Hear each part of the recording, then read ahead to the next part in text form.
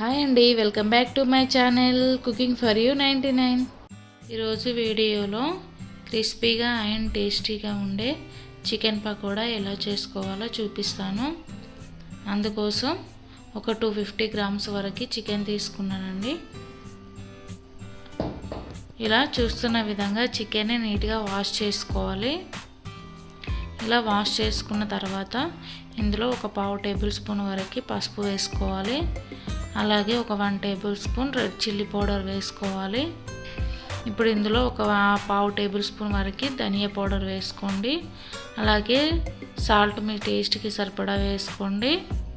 ఒక 1/2 tablespoon ginger garlic paste వేసుకోవాలి. అలాగే 1/2 టేబుల్ స్పూన్ గరం మసాలా వేసుకోవాలి. ఇప్పుడు ఇందులో ఇలా ఎగ్ వైట్ని యాడ్ చేసుకోవాలి. ఇలా ఎగ్ వైట్ వేసుకున్నాక ఒకసారి అన్నీ కలిసేలా ఇలా స్పూన్తో మిక్స్ చేసుకోవాలి. ఇలా అంతా కలుపుకున్నాక ఇందులో ఒక 1 టేబుల్ స్పూన్ కార్న్ ఫ్లోర్ వేసుకోవాలి. అలాగే ఒక 1 టేబుల్ స్పూన్ రైస్ ఫ్లోర్ వేసుకొని మరొకసారి అంతా కలిసేలా మిక్స్ చేసుకోవాలి. చూడండి, అంతా ముక్కలకి పట్టేలాగా ఇలా కలుపుకోవాలి. ఇప్పుడు ఇందులో కొంచెం ఫుడ్ కలర్ యాడ్ చేసుకోండి. చూడండి, ఇలా కలుపుకున్న తర్వాత ఒక 1 అవర్ ఇలా మ్యారినేట్ చేసుకోండి. చూడండి, 1 అవర్ తర్వాత చికెన్ ముక్కలకు మంచిగా పట్టింది కదండి మసాలా.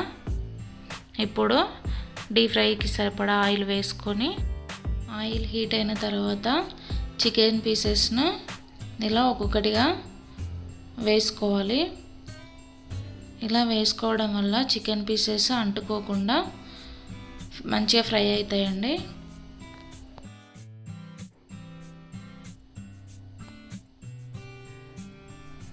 ఇలా కొన్నిగా వేసుకుంటూ ఫ్రై చేసుకోవాలి.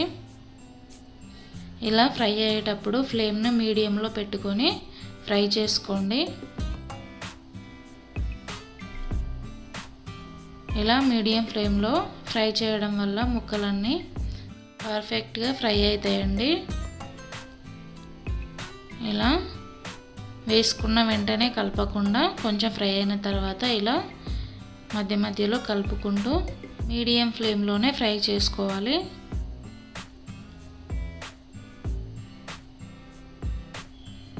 చూడండి, ఇలా ముక్కలన్నీ పైకి తేలేంత వరకు ఫ్రై చేసుకోవాలి. ఇలా ఫ్రై అయిన తర్వాత సర్వింగ్ ప్లేట్లోకి తీసేసుకోవాలి. ఇలా తీసుకున్న తర్వాత మిగతా చికెన్ పీసెస్ని కూడా ఇలాగే ఒక్కొక్కటిగా వేసుకుంటూ మీడియం ఫ్లేమ్లో పెట్టుకొని ఫ్రై చేసుకోవాలండి.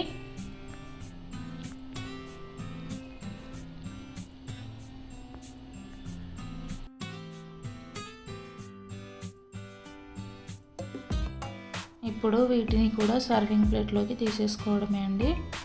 అంతే అండి, చాలా సింపుల్గా అండ్ టేస్టీగా ఉండే చికెన్ పకోడా రెడీ. ఈ వీడియో కనుక మీకు నచ్చినట్లయితే ప్లీజ్ లైక్ చేయండి, షేర్ చేయండి, సబ్స్క్రైబ్ చేసుకోండి. Thank you for watching.